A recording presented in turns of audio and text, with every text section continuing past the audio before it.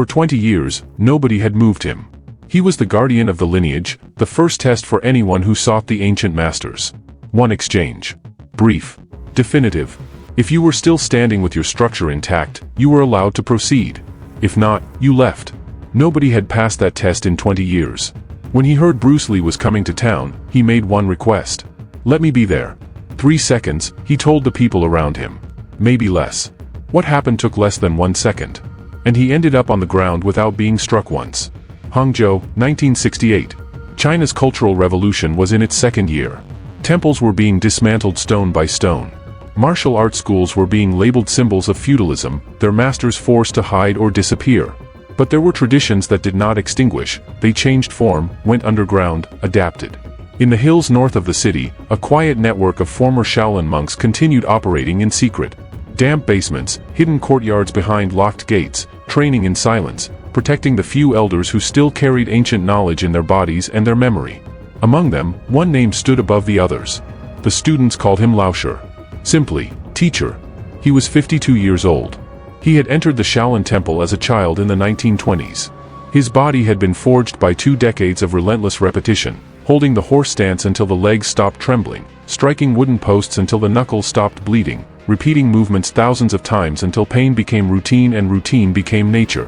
By 1968, he had spent 20 years as the lineage's executioner. Not a cruel title. A functional one. If someone sought the masters, if someone challenged the lineage, Lauscher was who they faced first. One exchange, brief, definitive. Nobody had remained standing.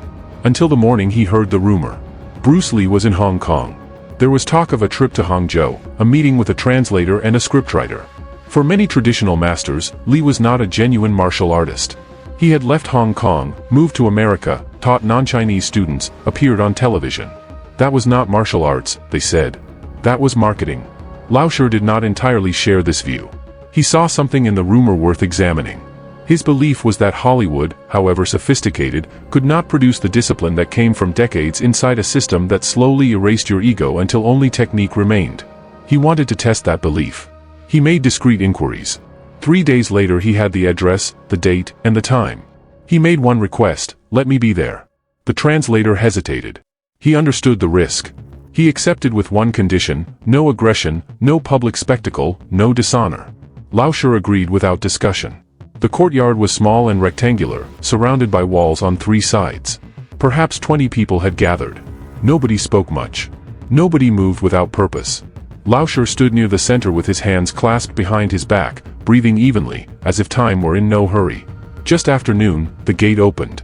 Bruce Lee crossed the threshold carrying a small canvas bag. He was 30 years old, lean and compact, his movements efficient without announcement. He set the bag on the ground, stood with his weight centered, hands relaxed at his sides, observing in silence, as if listening to something the others couldn't hear. The translator, Chen, greeted the small group and explained the gathering. They were there to discuss script ideas and philosophy. Nothing more. Lee didn't respond to this. He looked at the courtyard, at the people, at the quality of the space. Chen gestured toward Lauscher and introduced him simply. A master who had studied for many years. Lauscher stepped forward. He did not bow. He did not smile. He looked directly at Lee's eyes and spoke in Cantonese with a voice that was flat and contained. I have heard many things about you. I would like to know if they are true. Chen translated each word. Bruce Lee's face remained completely calm. Not performing calm, actually calm. His eyes showed no tension, no pride. Only full attention. What would you like to know? Lauscher did not hesitate. I would like to test you. The courtyard went silent. Dense, waiting silence. Chen began apologizing immediately, trying to soften the situation. Lee raised one hand, a gentle gesture, just enough to stop him. He looked at Lauscher for a long moment, evaluating not just the words but the intention behind them. Then he asked one question.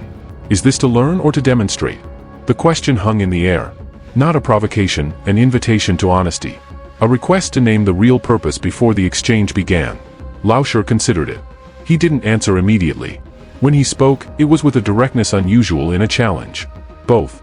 Lee nodded slowly. The nod of someone recognizing a true answer. All right. Chen tried again, suggested another time, a more formal location, better conditions. Lee shook his head with the same calm he had shown since arriving. It's fine, he said. I'll respond. He took 3 steps to the center of the courtyard. Not theatrical steps, precise, measured. The crowd moved instinctively, forming a wide circle without being asked, because everyone present understood without instruction that what was about to happen deserved space and attention. Li stopped about 2.5 meters from Lauscher. He did not take a fighting stance. His feet were shoulder-width, knees slightly bent, hands low and open. He looked relaxed, not careless. The posture of someone who had removed every unnecessary thing and left only what was needed. Lauscher studied him carefully. He recognized immediately that this posture belonged to no traditional system. It was not Wing Chun, not classical Kung Fu, not boxing. It was something in between, something adaptable, something that committed to no fixed form. This unsettled him.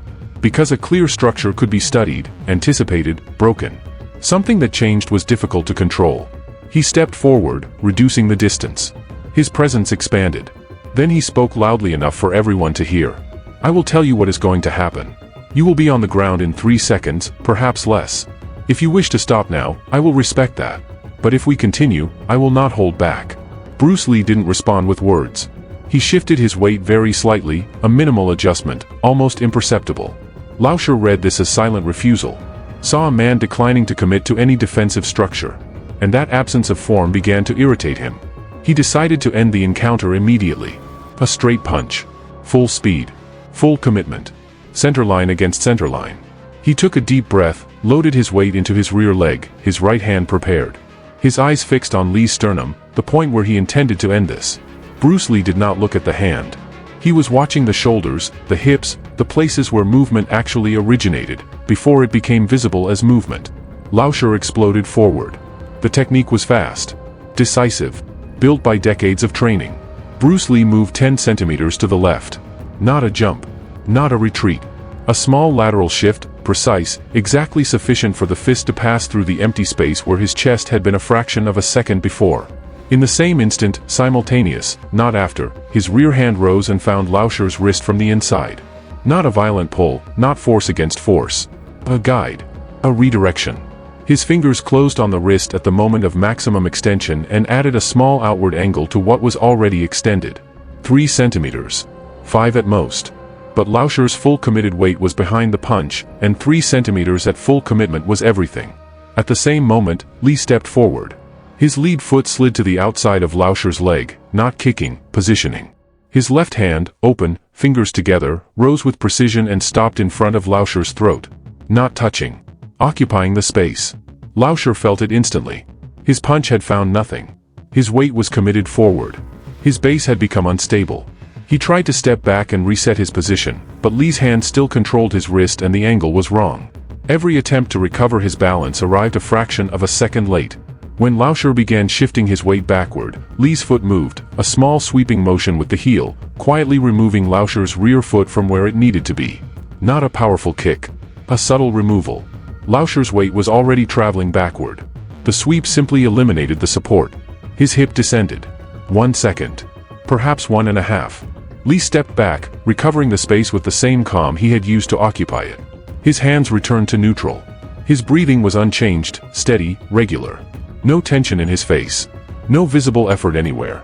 He looked like a man who had just finished a routine exercise. Lauscher was sitting on the earth, supporting himself with one hand. He was not injured. He had not been struck. There had been no impact. He had simply been placed on the ground. The courtyard was completely still. Nobody had shouted. Nobody had applauded. Nobody had moved. Everything had happened with such speed and such precision that many of those present were not entirely certain they had understood what they had seen. They knew something decisive had occurred. They could not describe exactly how. Lauscher looked down at the ground. He had been neutralized completely. Without violence, without spectacle, without apparent effort. Not defeated by force. Redirected by understanding. Then Bruce Lee extended his hand. The gesture was simple, direct, human. No performance in it. Lauscher looked at it for a moment, surprised more by the intention than by the result. He took the hand. Lee helped him to his feet with one smooth motion, no pulling, no demonstration of dominance. As if both men had participated in the same learning. Once standing, Lauscher spoke quietly, almost to himself. You didn't strike me.